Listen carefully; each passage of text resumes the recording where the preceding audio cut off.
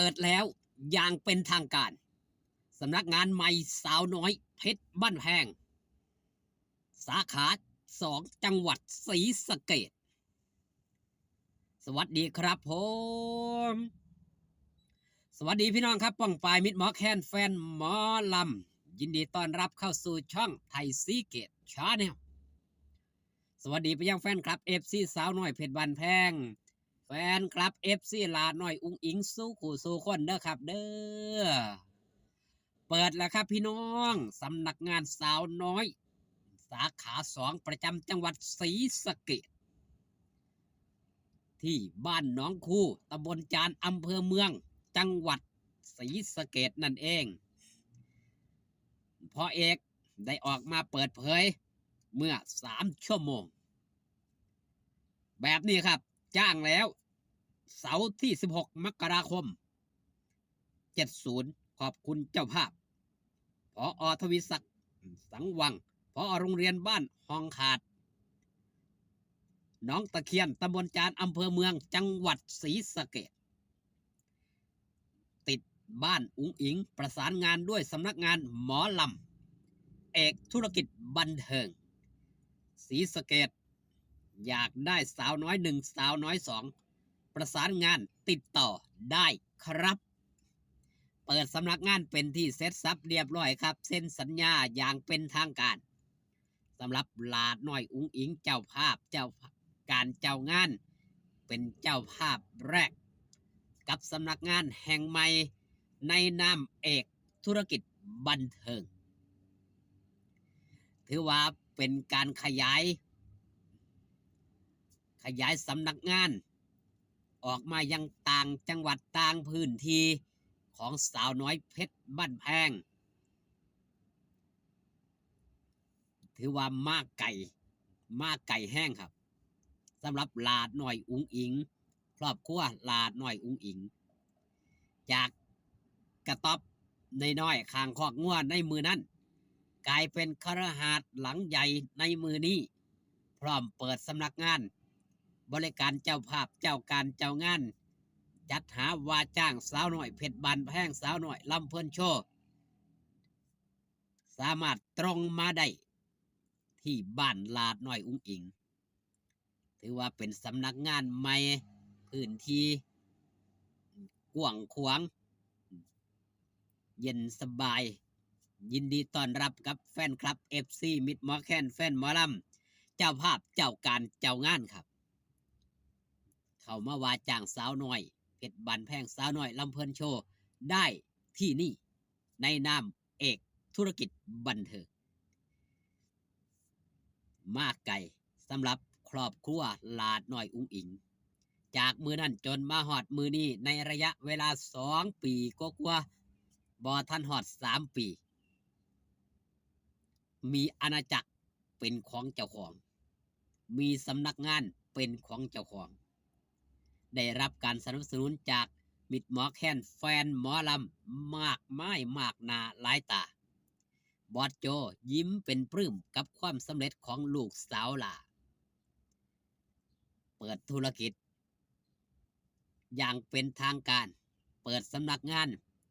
แฟนคลับ FC แอร์แหนครับเข้าไปคอมเมนต์บอสโจก็ยังได้ไปคอมเมนต์ครับขอบคุณครับสาวน้อยสาขา2ประจำจังหวัดศรีสะเกษนี่คือพ่อเอกสะออนสื่อสำนักงานพ่อเอกเลิศค่ะเพิ่นมาจ้างวง1หรือวง2พ่อเอกคือบอกน้ำแน่ถึงไม่บอกก็เดาไม่ยากคือมีแฟนคลับ FC มากมายครับเข้าไปร่วมแสดงความยินดีกับสำนักงานแห่งใหม่เปิดใหม่สดฮ้อนพ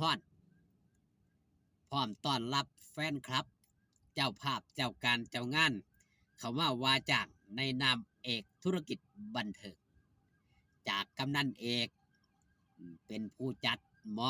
อลำกลายมาเป็นสำนักงานรับ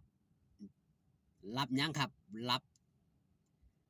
งานรับการจากท่านเจ้าภาพ เข้ามาบ่ธรรมดาครับมีแฟนคลับ FC แห่แหนเข้ามาแสดงความยินดีกันมากมายอย่างผู้นี้เพิ่นคอมเมนต์เอามาว่าพ่อโจแม่มีลูกสาวเฮ็ดงานแทนพ่อคือเป็นหยังครับเป็นสำนักงานใหม่เป็นสาขาแห่งที่สองของสาวน้อยเพชรบ้านแพงเป็นอาณาจักรแห่งใหม่ของสาวน้อยเพชรบ้านแพงก็ว่าได้พร้อมยินดีต้อนรับมิตรหมอแคนแฟนหมอลำเข้ามาจ้างพี่น้องมิตรหมอแคนแฟนหมอลำก็แห่แหนกันเข้าไปชื่นชมเข้าไปยินดีงานนี้ลาดน้อยอุ้งอิงลงมาเซ็นสัญญาด้วยโตวเจ้าของเองถือว่าเป็นศิลปินธรรมดาแต่ไม่ธรรมดาจากเด็กบ้านๆคนหนึ่งเด็กหน่อยคนหนึ่งกลายมาเป็นผู้นำกลายมาเป็นผู้บริหารกลายมาเป็นผู้ลงทุน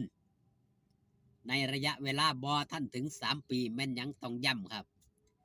ในระยะเวลายังบ่ท่านถึง3 ปีเข้า4 ฤดูกาลของหลาน้อยอุ้งอิงที่อยู่ภายใต้สังกัดสาวน้อยเพชรบ้านแพงจากเด็กหน่อยคนหนึ่งณตอนนั้นกลายมาเป็นที่เคารพที่ศรัทธาจากมิตรหมอแคนแฟนหมอลำทั้งในและนอกประเทศบ่ธรรมดาครับเด็กน้อยผู้นี้ถือว่าเป็นเด็กน้อยมหัศจรรย์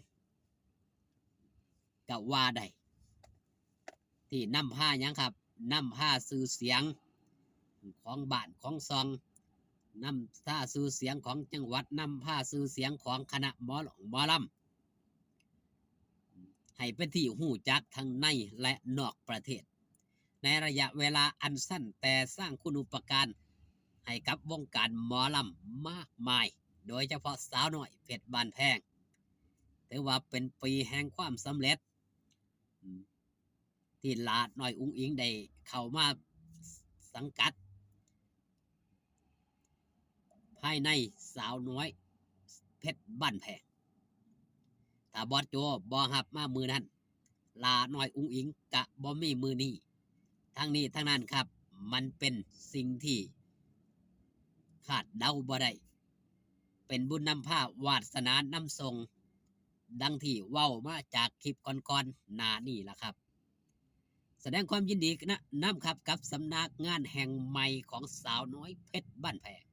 เอาคลิปนี้ฝากตอนเอาไว้แต่เพียงสำนีพอกันคลิปหน้าสบายดีครับผม